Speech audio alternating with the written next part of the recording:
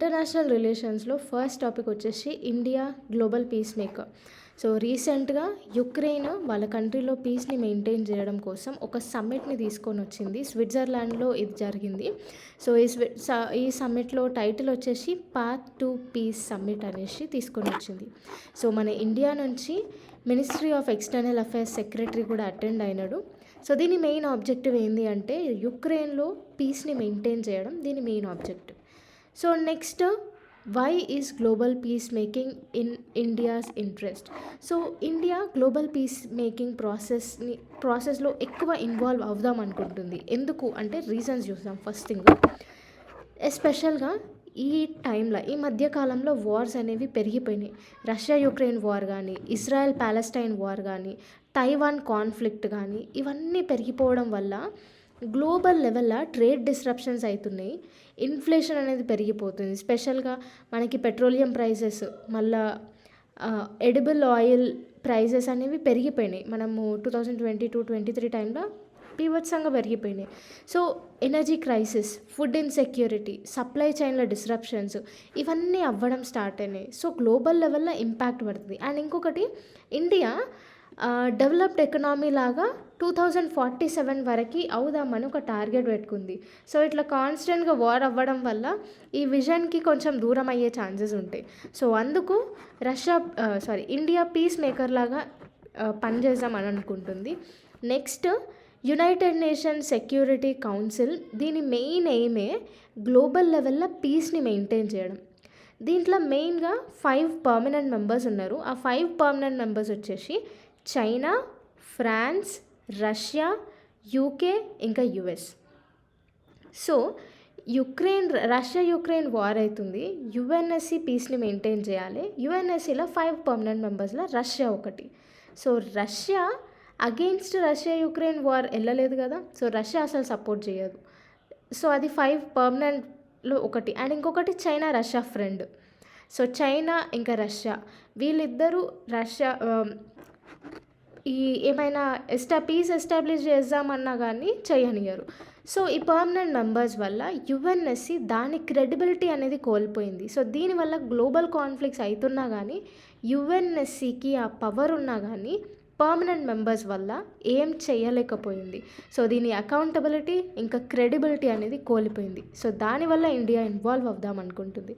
Next వచ్చేసి, India piece making ప్రాసెస్లో involve అయితే ఇండియా కొంచెం మంచి రోల్ కూడా, అంటే మంచి స్టేటస్ కూడా వస్తుంది. ఒక గ్లోబల్ పీస్ మేకర్ లాగా అనేసి. నెక్స్ట్, యాక్చువల్గా Pakistan nuclear programme weapon programme అవుతుంది. ఇంకా North Korean ballistic missile programme. So North Korea ఇంకా పాకిస్తాన్ ఇద్దరు కలిసి ఈ న్యూక్లియర్ ప్రోగ్రామ్స్ చేస్తున్నారు. సో దీంట్లో మనం కొరియన్ సపోర్ట్ పెంచుకోవాలి అంటే, సో యాక్చువల్గా ఇక్కడ కొరియన్ పెనిన్సులాలో టెన్షన్స్ అనేవి పెరిగిపోయినాయి. ఒకవేళ దీంట్లో ఇండియా ఇన్వాల్వ్ అయితే మనకిది ఈ స్టెప్ ఎక్స్టర్నల్ సెక్యూరిటీ లాగా కూడా పనికొస్తుంది. సో అట్లా next, India's contributions or potential to promoting international peace. So India international పీస్కి ఏమేమి కాంట్రిబ్యూట్ చేసింది అంటే, ప్రీవియస్గా చూసుకుంటే 2023లో మనం G20కి ప్రెసిడెంట్ లాగా ఉన్నాం. సో ఆ 2020 అప్పుడు G20 అప్పుడు ఆఫ్రికన్ యూనియన్ని కూడా G20లో యాడ్ కమ్మని మనం రిక్వెస్ట్ చేసినాం. సో ఆ రిక్వెస్ట్ బేస్ పైన ఆఫ్రికన్ యూనియన్ కూడా G20లో ఇంక్లూడ్ అయింది. అండ్ ఇంకొకటి, ఇండియా గ్లోబల్ సౌత్కి వాయిస్ లాగా పనిచేస్తుంది. సో బేసిక్గా గ్లోబల్ సౌత్ అంటే అండర్ డెవలప్డ్ నేషన్స్ అన్నీ మనం వరల్డ్ మ్యాప్లో చూసుకుంటే south side under developed nations ఉంటాయి. సౌత్ ఆఫ్రికా కానీ, ఆఫ్రికన్ కంట్రీస్ కానీ, మళ్ళీ ఇండియన్ కంట్రీస్, మళ్ళీ శ్రీలంక, సౌత్ ఈస్టర్న్ కంట్రీస్, ఇవన్నీ మేజర్గా అండర్ డెవలప్డ్ కంట్రీస్ అన్నీ సౌత్ సైడే ఉన్నాయి. అందుకే మనం గ్లోబల్ సౌత్ అంటాం. సో ఈ సౌత్ వాళ్ళకి కొంచెం డెవలప్మెంట్ దిశగా టెక్నాలజికల్ అసిస్టెన్స్ కానీ, ఇన్ఫ్రాస్ట్రక్చర్ అసిస్టెన్స్ కానీ ప్రొవైడ్ చేయాలి అనేసి వాయిస్ లాగా ఇండియా వ్యవహరించింది. వాయిస్ ఆఫ్ గ్లోబల్ సౌత్ లాగా వ్యవహరించింది. సో ఇట్లా అనమాట. Next, non alignment movement. ఇది ఒక క్రూషియల్ స్టెప్ అనేది చెప్పొచ్చు. 1953లో ఆస్ట్రియా ఛాన్సలర్ మన ప్రైమ్ మినిస్టర్కి అడుగుతాడు హెల్ప్ కోసము. సో ఎట్లాగో మనం నాన్ అలైన్మెంట్ మూవ్మెంట్ పాలసీ అనేది మనం ఫాలో అవుతున్నాం. సో నాన్ అలైన్మెంట్ మూవ్మెంట్ అంటే ఏంది, ఇటు యుఎస్ఏకి సపోర్ట్ చేయము, అటు రష్యాకి సపోర్ట్ చేయము. కాన్స్టెంట్గా మేము పీస్తోని అంటే వరల్డ్ పీస్ కోసం మేము పాటుపడతాము అనేసి నాన్ అలైన్మెంట్ మూవ్మెంట్ మనం తీసుకున్నాం. సో ఆ ఆస్ట్రియా ఇండియాకి సపోర్ట్ లాగా అడిగింది. సో అట్లా సపోర్ట్ చేయడం వల్ల యూనియన్ సోవియట్ యూనియన్ అగ్రిమెంట్లో సైన్ చేసింది ఆస్ట్రియా పీస్ మెయింటైన్ చేయడం కోసం. సో అట్లా ఆస్ట్రియా ఇప్పుడు ఫ్రీ అయింది. సో అది అనమాట నాన్ అలైన్మెంట్ మూవ్మెంట్కి పవర్. సో నెక్స్ట్ వచ్చేసి ఆఫ్ఘనిస్తాన్ని స్టెబిలైజ్ చేయడము, శ్రీలంక సివిల్ వార్స్లో మీడియేట్ చేయడము, మిజోరాంలో డొమెస్టిక్ ఇష్యూస్ అయితే దాన్ని సాల్వ్ చేయడము, ఇవన్నిట్లా మన ఇండియా క్రూషియల్ రోల్ అనేది ప్లే చేసింది. సో దీనివల్ల ఇండియా కాన్ఫ్లిక్ట్ సాల్వింగ్లో ఎక్స్పీరియన్స్ కూడా పొందింది. సో ఇది పీస్ మేకర్ లాగా ఇంటర్నేషనల్ లెవెల్లో డీల్ చేసే ఛాలెంజెస్ ఎక్స్పీరియన్స్ మన ఇండియాకి చాలా ఉంది. నెక్స్ట్ ఇండియా మ్యాక్సిమం చాలా కంట్రీస్తోని హెల్తీ రిలేషన్స్ అనేవి మెయింటైన్ చేసుకుంటూ వస్తుంది. అండ్ ఇంటర్నేషనల్ లెవెల్లో కూడా మన ఇండియాకి పాజిటివ్ ఇమేజ్ ఉంది. అందుకే 2020లో ఇరాన్ యుఎస్ఏతోని మీడియేట్ అయ్యి ఇరాన్తోని ఎక్కువ కొట్లాటలు వద్దు అని అడిగిందనమాట. ఇరాన్ మీడియేట్ చేయమని అడిగింది. అండ్ నెక్స్ట్ మనం ఐటీఈసీ ప్రోగ్రామ్స్ అంటే Indian technical and economic cooperation and infrastructure building. So ఆఫ్రికాలో, ఆఫ్ఘనిస్తాన్లో ఈ ఐటీఈసీ ప్రోగ్రామ్స్ పెట్టడము, ఇన్ఫ్రాస్ట్రక్చర్ని బిల్డ్ చేయడం వల్ల మంచి రిలేషన్స్, ఎకనామిక్ కోఆపరేషన్ కూడా పెరిగింది. For example Salma dam. ఈ సల్మా డ్యామ్ని ఆఫ్ఘన్ ఇండియన్ ఫ్రెండ్షిప్ డ్యామ్ అని కూడా అంటారు. ఈ సల్మా డ్యామ్ హరి రివర్ పైన కట్టినారు ఆఫ్ఘనిస్తాన్లో. సో అదనమాట. సో మంచి డెవలప్మెంట్ పార్ట్నర్షిప్ కూడా మనం మెయింటైన్ చేయాలి. Next cultural diplomacy. So Buddhism అనేది ఇండియాలో ఒరిజినేట్ అయింది. చైనా, టిబెట్, జపాన్ ఇట్లా మొత్తం ఏషియాలో, మళ్ళీ సౌత్ ఈస్ట్ ఏషియా కంట్రీస్లో ఎక్కువ బుద్ధిజం అనేది స్ప్రెడ్ అయింది. అండ్ ఇస్లాం నుంచి చూస్తే ఇండియా అనేది సెకండ్ లార్జెస్ట్ ఇస్లామిక్ పాపులేషన్ మన ఇండియాలో ఉంది. సో దీనివల్ల కల్చరల్ కోఆపరేషన్ అనేది దీన్ని పాజిటివ్గా యూజ్ చేసి మనము హార్మనీని ప్రమోట్ చేసుకోవచ్చు. అండ్ ఇంకొకటి, ఈ కాలంలో వసుదైవ కుటుంబకం అనే కాన్సెప్ట్ని మనం ఎక్కువ ప్రమోట్ చేస్తున్నాం గ్లోబల్ లెవెల్లో.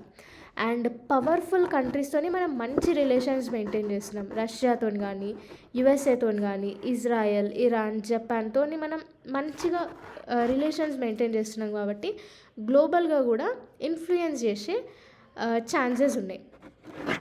సో ఇదన్నమాట. నెక్స్ట్ ఇండియా పీస్ మేకింగ్ మిషన్స్లో కూడా కొన్ని కాంట్రిబ్యూషన్ చేసింది. అది ఎట్లా అంటే 49+ పీస్ కీపింగ్ మిషన్స్లో ఇండియా పార్టిసిపేట్ చేసింది.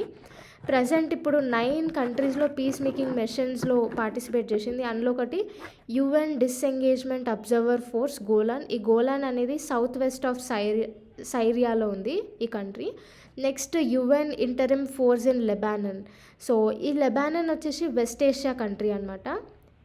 సో ఇట్లా 9 కంట్రీస్లో పీస్ కీపింగ్ మిషన్స్లో మన ఇండియా పాల్గొంటుంది. నెక్స్ట్ ట్రూప్స్ వచ్చేసి మనము 2,53,000 కంటే ఎక్కువ ట్రూప్స్నే మనం కాంట్రిబ్యూట్ చేసినాం పీస్ మేకింగ్కి.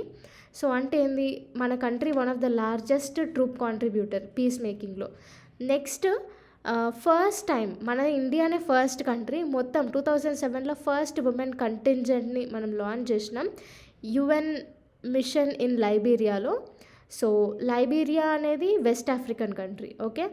సో ఇట్లా ఇంకా న్యూఢిల్లీలో యుఎన్ పీస్ కీపింగ్ సెంటర్ అనేది ఇండియన్ ఆర్మీ ఎస్టాబ్లిష్ చేసింది ట్రైనింగ్ పర్పసెస్కి. సో ఇట్లా అయిందనమాట. సో ఇక్కడ ఏంది, రష్యా యుక్రెయిన్ వార్లో ఇండియాస్ రోల్ ఏంది అని ఉంది. సో ఇండియా వచ్చేసి వార్ టైంలో హ్యుమానిటేరియన్ అసిస్టెన్స్ అనేది మనం ప్రొవైడ్ చేసినాం. మెడిసిన్స్, మెడికల్ ఎక్విప్మెంట్ ఇవన్నీ సప్లై చేసినాం. తర్వాత ఇంకొకటి బూచా మ్యాసకర్ ఏంటి అంటే, ఈ బూచా అనే ప్లేస్ రష్యా తీసుకొని మొత్తం మాస్ మర్డర్ చేసేసింది. యుక్రెయిన్ సివిలియన్స్, మళ్ళీ ప్రిజనర్స్ ఆఫ్ వార్ని వీళ్ళందరినీ రష్యన్ ఆర్మ్డ్ ఫోర్సెస్ మొత్తం చంపేసిందనమాట. సో దీన్ని రష్యా మనకి లాంగ్ లాస్టింగ్ ఫ్రెండ్ అయినా కానీ గ్లోబల్ లెవెల్లో మన ఇండియా కూడా దీన్ని కండెమ్ చేసింది. ఇట్లా చేయడం తప్పు అని చెప్పింది. సో ఇట్లా మంచి స్టెప్స్ అనేవి తీసుకుంది. నెక్స్ట్ మీడియేటర్ రోల్ అనేది ప్లే చేసింది. సో ఇండియా రష్యాకి చాలా స్ట్రాంగ్ ఫ్రెండ్షిప్ బాండ్ అనేది ఉంది. సో మీడియేటర్ రోల్ లాగా కూడా మన ఇండియా ప్లే చేసింది వార్ టైంలో.